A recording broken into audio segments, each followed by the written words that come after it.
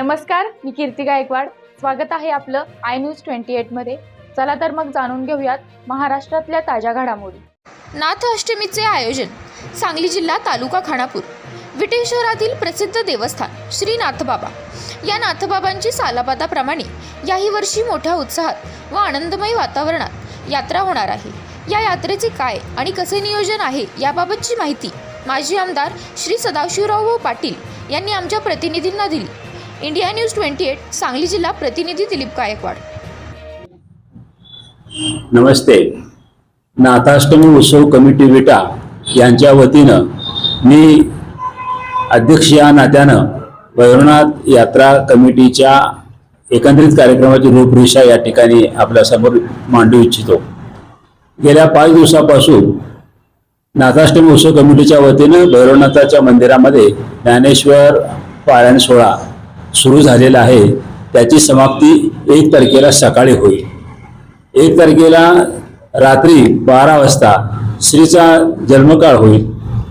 जन्मकाळ झाल्यानंतर 2 तारखेला सकाळी इथं नैवेद्याचा कार्यक्रम पुरणपोळीचा होतो. तो दिवसभर चालू राहील. दर्शनाचा कार्यक्रम चालू राहील. संध्याकाळी 5च्या दरम्यान अंमलीच्या गाड्याची मिरवणूक सुरू होईल. 7 वाजण्याच्या दरम्यान श्रीचा पोशाख वाजत गाजत देवळात नेला जाईल आणि रात्री 9 वाजता पालख्यांच्या छबिना, ज्याला रात्रीची मिरवणूक आपण म्हणतो, तो छबिना सुरू होईल. त्या दिवशी रात्री 9च्या दरम्यान आणि 12च्या दरम्यान गांधी चौक आणि शिवाजी चौकामध्ये शोभेच्या दारूच्या आतषबाजीचं काम केलं जाईल. अतिशय नयनरम्य अशा प्रकारचा सोहळा या निमित्तानं यात्रा कमिटीच्या वतीनं आयोजित करण्यात आलेला आहे. दुसऱ्या दिवशी सकाळी प्रसादाचा कार्यक्रम होईल आणि संध्याकाळी 4 वाजता कुस्त्याचं मैदान आयोजित करण्यात आलेलं आहे. सदरच्या कुस्त्या क्रीडा संकुल त्या ठिकाणी होणार आहेत आणि पहिली कुस्ती या ठिकाणी महाराष्ट्र केसरी युवराज पाटील विरुद्ध श्री मोहोळ पृथ्वीराज पाटील. एडिट करा रे. प्रथम क्रमांकाची कुस्ती पैलवान युवराज पाटील महाराष्ट्र केसरी आणि त्यांच्या विरुद्ध पैलवान दादा शेळके पुणे अशी कुस्ती ठेवलेली आहे.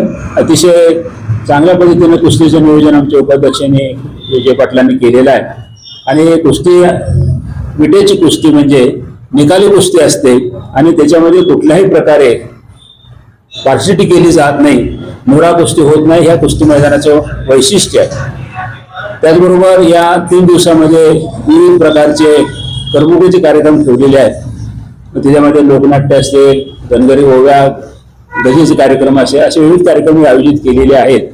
मी या निमित्तानं सर्व भाविक मंडळींना विनंती करतो, या नाथाष्टमी उत्सव कमिटीमध्ये सालाबाद प्रमाणे जे काही कार्यक्रम आयोजित केले आहेत त्या सर्व कार्यक्रमाचा लाभ आपण घ्यावा. भैरवनाथाची यात्रा आपल्याला सर्वांना माहिती आहे, या परिसरामध्ये सर्वात मोठी आणि शिस्तबद्ध यात्रा म्हणून गणली जाते.